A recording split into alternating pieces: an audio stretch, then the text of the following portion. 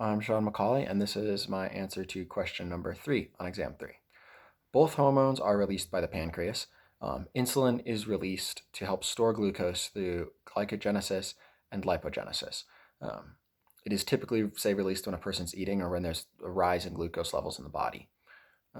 Glucagon is typically stored when the body is in need of, or is typically released when the body is in need of the breakdown of fuel to make usable energy. This happens through glycogenolysis and glycogenolysis, and lipolysis. What causes these hormones to be released are these two patterns. As blood glucose levels go up, insulin levels rise, causing glucagon levels to drop. And because the glucagon levels drop, the storage goes up. And when in turn, because of the storage going up, the blood glucose levels drop. Then when blood glucose levels drop, insulin levels drop because there's not a need for storage. And then glucagon levels rise, causing fuel breakdown to rise.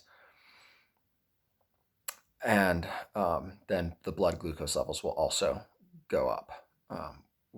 We don't want these two flipped in the order that they are, because it would negatively impact an individual's performance. If their order of release were to be flipped, it would send an individual into a state of hypoglycemia, which is having too low of blood sugar.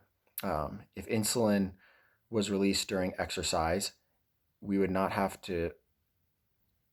If insulin was released during exercise, we would not have fuel to help our performance because the storage levels are going up, and so all of our fuel is being stored.